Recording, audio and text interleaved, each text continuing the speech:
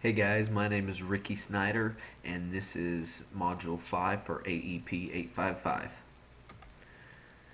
I decided to look up some articles involving racial discrimination in schools. This is a topic that hits close to home, as I will be discussing that a little bit later on, but I wanted to discuss some of the things that I read and found. I found three different districts that were sued for racial discrimination. One was in Alabama, another one was the Malvern School District, and the other one was in Vermont. And again, what I did to find all these was I went into Google and I typed in schools and sued for racial discrimination, and there were many, many articles that popped up. The first one was an Alabama school that was sued for racial discrimination, and how the whole thing started was parents began picking classes for their students, and they got to pick and choose which um, teacher their student had. And in 2009, there were 6 all-black classes. That rose to 7 in 2010, and then by 2011, there were up to 18 classes that were all black. And of those classes, 80% of them were taught by African American teachers. Now, the population of this school district was about 62% African American. Now, I'm going to be looking at it from the viewpoint of the principal in the building. Um, the first thing that I would do to address these issues is I would take away the parents' choice.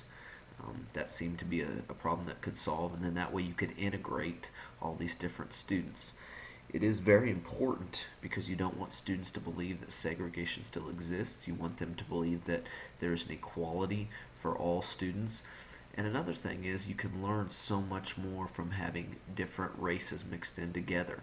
Um, each student can learn, different cultural things, maybe how to deal with different races, different upbringings, and one thing I see, it's not only racial discrimination, but it can also lead to, if you let parents pick, it can lead to socioeconomic status discrimination.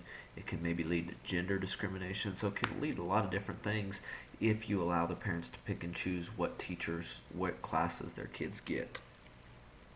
In the future, how would I apply this knowledge to me as being an administrator?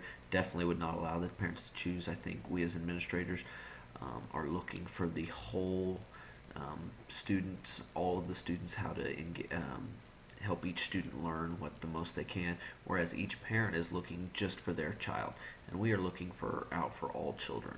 And so that would be a way that I would apply this knowledge. Second article that I read was the Malvern School District sued for racial discrimination. In this school district, there were 3 teachers that were discriminated against. They were filing to sue this school district.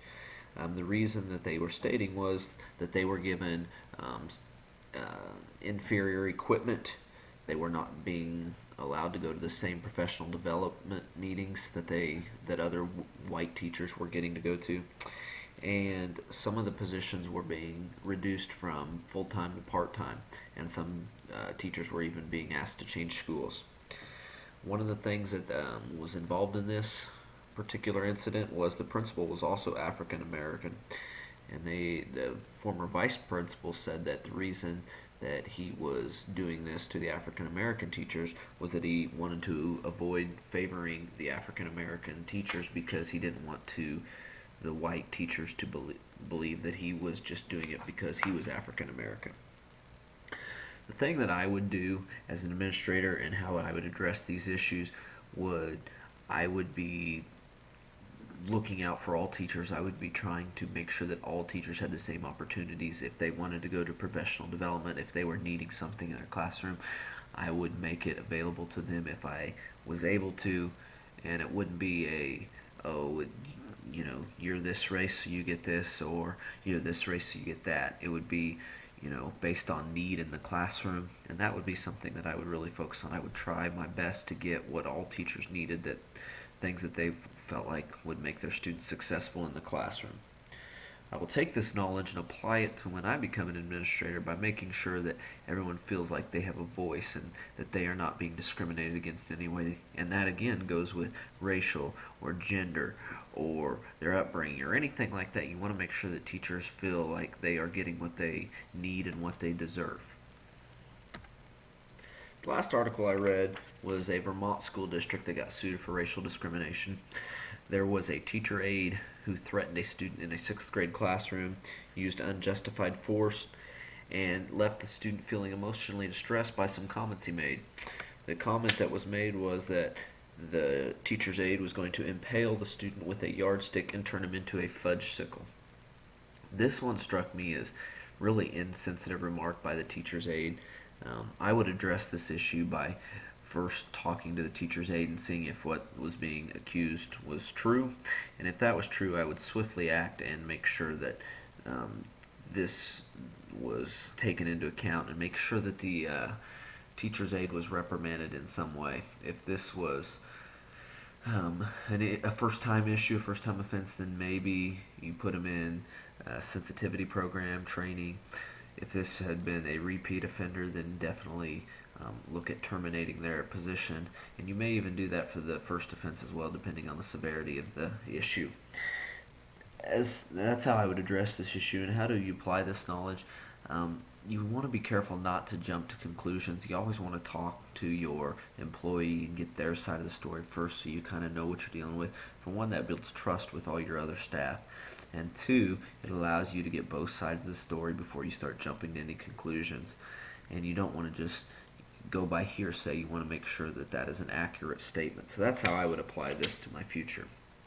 Again, I talked about why this one kind of hit close to home. The district I'm currently working for had this a similar issue. They were threatened to get sued for racial discrimination because a African American basketball player on our middle school basketball team was suspended for getting in a fight. Some of the people in our community said that it was racial discrimination, and so our district has been subjected to racial sensitivity training and talking to different people and making sure that we are being non-discriminative against any races and making sure that all kids are included. And so I just wanted to take a look and see at some of the other issues that were going on across the country, not just in our district.